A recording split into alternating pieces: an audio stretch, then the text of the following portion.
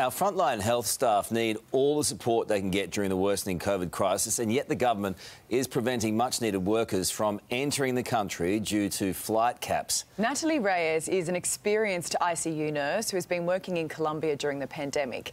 Now she's wanting to come home and lend a hand in one of Sydney's worst-hit hospitals, but she's been repeatedly rejected. All the while, New South Wales state and federal governments keep shifting blame over whose responsibility it is to let her and many others into the country. Natalie Reyes joins us now from Mexico City with her mum, Dr. Sophie Bernard, in Sydney. Nice to see you both this morning. Natalie, I mean, you're trying to get home at the moment. Just tell us how difficult that has been for you. Yeah, so I booked my flights in March this year and was hoping to come home to see the family and be with everyone and also get back to work. And I booked my flight from Colombia to Mexico. And then when I arrived in Mexico, without any notice, I looked onto my account and I found out that my flight had been changed. I then was on the phone to Qantas for nearly a week trying to resolve the problems. And then they changed my flight, and then I was bumped off that, and my flight was cancelled. Look, you're not alone. I'm now stuck. Sorry, you're not alone in trying to get home. A lot of people are in that same boat, but given your circumstances and how much you could help, I'm sure it's only adding to the frustration. Just give everyone an idea, if they're not aware, of just how hard it is to get a flight home. Yeah, so I mean, firstly, it's hard to get a flight because there aren't any. And then secondly, you're looking at costs and points and time and, organising your future. Obviously, we're living in an uncertain time, but we do need to plan with things like flights. And look, I'm just looking at it here. I mean, you've got a job lined up at one of the main COVID hospitals in Sydney at a time when we know, we've been talking about it for weeks, how stretched the frontline services are. Your mum, Sophie, is obviously in Sydney. Sophie, how keen are you to get your daughter back, and what kind of contribution could she make here? Look, I'm very keen for her to come back. Obviously, on a personal level, it would be good for us to see her.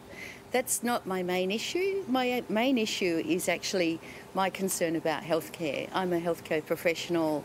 I'm very aware of how stretched everything is, and I really want to add Natalie's capacity to the very stretched capacity at the hospitals now.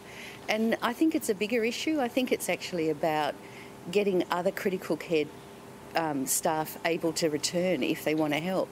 We're expecting a surge.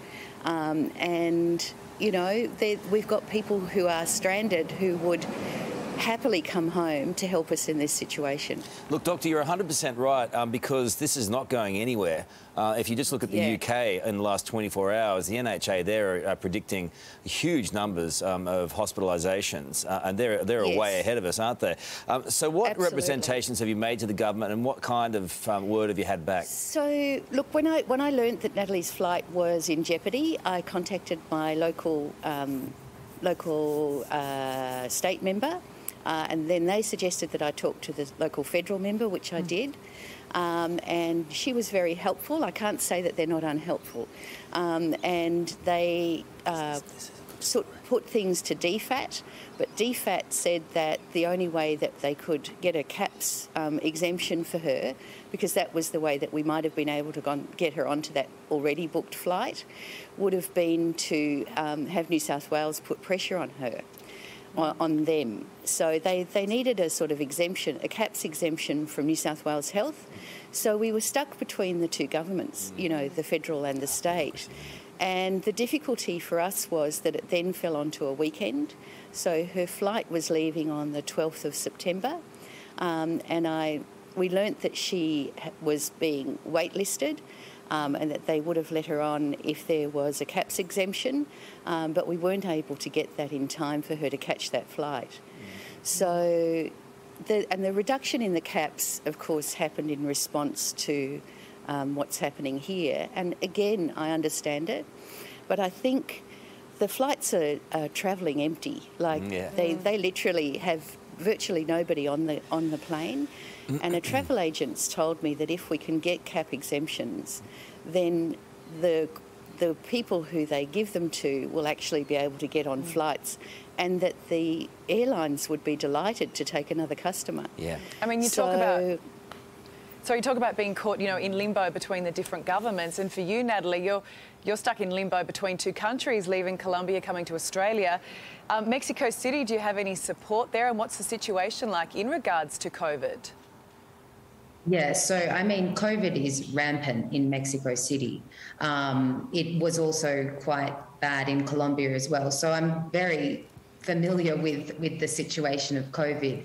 I fortunately have friends in Mexico City, but I know that a lot of people, and some of my friends who have returned from overseas, have been stuck in limbo without the support.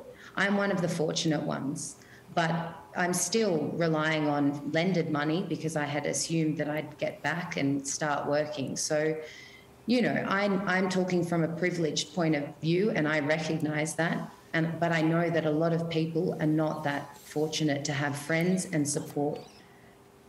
Look, we really appreciate your time today. Anything you want to say to each other before we move on? Yeah. Hopefully I'll see you soon. I think we got it. Hey, thanks, ladies. There's so much bureaucracy. Look, no one's saying any of this is easy right now, but there are clearly ways through this, and we can turn our attention to it, and the government's going to need to, given the numbers in hospital. Good on you. Thank you so much. Meantime, a spokesperson for the Department of Foreign Affairs and Trade told today further facilitated flights to support the return of vulnerable Australians overseas are planned for the coming weeks. New South Wales Health said it was a matter for the federal government, so they've washed their hands of that. But hopefully in the next couple of weeks that might get resolved. Big part of the problem, isn't it?